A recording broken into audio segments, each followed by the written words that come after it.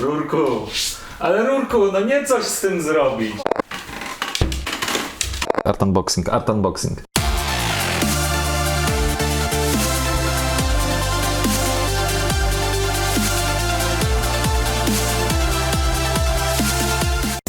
Czołem, witam Was w nowym odcinku Art Unboxingu i dzisiaj będzie coś mało artystycznego, nie, bzdura, bardzo artystycznego, ale mniej spodziewanego. Dzisiaj nie będziemy otwierać grafiki, małej rzeźbki, pracy, bez zbędnego gadania. Przejdźmy od razu do paczki. W miarę duża. Czy po tym dźwięku spodziewacie się, co to jest? Chodzi o pędzącego w galopie rumaka. Paczka nie jest zbyt ciężka.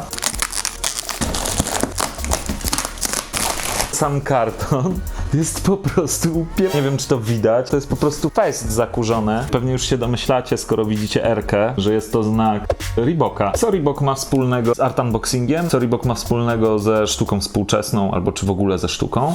Jako jeden z wielu brandów wchodzi w tak zwane cross-brandingi. Brand Reeboka razem z innym brandem wypuszcza jeden produkt. W tym przypadku jest to taki trochę retro produkt. Został wyprodukowany, też nie wiem, czy tutaj dobrze widać, ale tutaj jest 2012 rok. Mam nadzieję, że to stąd ten kurz, że to stąd to lekko zdecydowane pudełko, ale przede wszystkim mam nadzieję, że w środku znajdują się nówki sztuki nieśmigane. Otwieramy.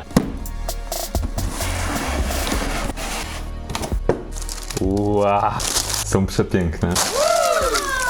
Drodzy Państwo, cross-branding Reeboka i Fundacji Keitha Haringa. Keith Haring. Piękny jest. Keith Haring, jeden z najwybitniejszych malarzy swoich czasów. Kumpel Basquiata, kumpel Warhola. Haring jest jednym z tych, który ze street artu dorósł do wielkiego malarstwa. Często jego prace są kojarzone z kubeczkami, piórnikami, gadżetami, bo jego prace są bardzo graficzne. Daje się je wykorzystać w masę różnych sposobów. Ale w momencie, kiedy ogląda się jego malarstwo na żywo, daję Wam słowo, że tym pracom nie brakuje ani ułamka malarskości. Rozbuchane malarstwo gestu. Czemu o bucikach możemy sobie rozmawiać tutaj? Buty. No przecież but nie jest przedmiotem sztuki. Rzadko przychodzi się do galerii sztuki oglądać buty, chociaż tutaj może na moment Wam wstawię ostatnio takim jedną z modniejszych prac, która robiła furorę na Instagramie, był but wysadzany kryształami, diamencikami Swarowskiego. Czyli w zasadzie źle powiedziałem, bo można przychodzić do galerii sztuki i oglądać buty, ale wracając do naszych butów. Czemu rozmawiamy o tych butach tutaj dzisiaj w Art Unboxingu? Chodzi o to, że te buty związane są z Fundacją Keitha Haringa. Fundacja Keitha Haringa działa w taki sposób, że pomaga nosicielom wirusa HIV. Sam Keith Haring konał na tą chorobę. Tuż przed jego śmiercią założono fundację, która opiekuje się jego dziedzictwem, tym jak to malarstwo, jego twórczość zostaje wykorzystywana dzisiaj w taki sposób, żeby pomagać ludziom, którzy borykają się z AIDS-em. Całe buty są w zasadzie wykonane z delikatnie mechatego, welurowego materiału, a są materiałowe z tego powodu, że te oto elementy haringowe są takimi naszywkami. Te elementy, które są wlepką, trochę taką na but, są czymś, co można sobie w każdym momencie, kiedy chcemy, odlepić i przykleić w inne miejsce. Na przykład, tą sobie zdejmijmy, przyczepimy ją sobie tu z tyłu buta, bo to fajnie wygląda. Teraz tego tutaj ufolca, robota podnoszącego małpkę za ogon przyczepimy sobie tu, na bok. Co tu dużo mówić. Hipsteriada jak cholera, ale nie będę ukrywał, że mi się bardzo podobają. Przekazują klimat, który towarzyszy malarstwu Haringa.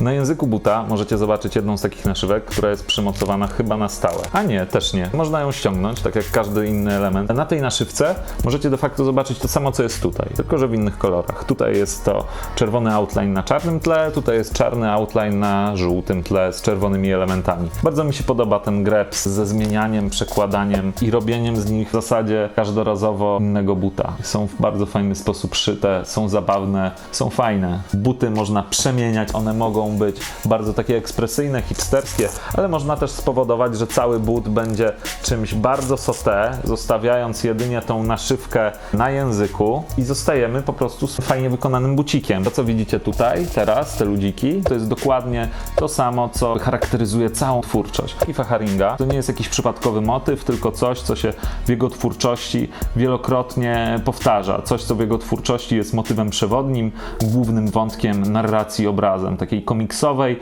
graficznej narracji związanej ze street artem, z graffiti, którą Haring posługiwał się w zasadzie całe swoje życie. Skoro to są buty, to chyba warto jeszcze, żebym je ubrał i powiedział, czy wygodnie się je nosi. Te sznurówki są trochę dziwne, bo są tak jakby nawoskowane, sztywne, nie wiem. W środku znajduje się też wkładka, to w środku widać, że też jest Haring. Generalnie no nie są to buty minimalistyczne. Buty są wygodne. Wykonanie jest fantastyczne, fajnie leżą na stopach. Trudno wyobrazić sobie, żebym przy skromnych budżetach art unboxingu mógł otworzyć tutaj autentycznego Keefa Haringa. Kupując taki bucik, mamy w zasadzie obuwie, które jest fajne. Jak się pośmiga w takim na wernisaż, to na wypasie. A jeżeli nie same buty, to taką naszyweczkę prawdziwy fan Haringa może sobie umieścić w ramce, powiesić na ścianie, przyozdobić nią wnętrze, żeby nie być gołosłownym. Nie najlepiej wygląda akurat w złotej ramce, może lepiej wyglądałby w czarnej. Fajne jest to, że kupując te buty robi się coś pozytywnego, bo związane są one z fundacją Keefa Haringa. Tutaj na metce widać, że te buty są wykonane na licencji fundacji Keefa Haringa, ale przy okazji można powiedzieć, że buty te zostały uszyte w Wietnamie.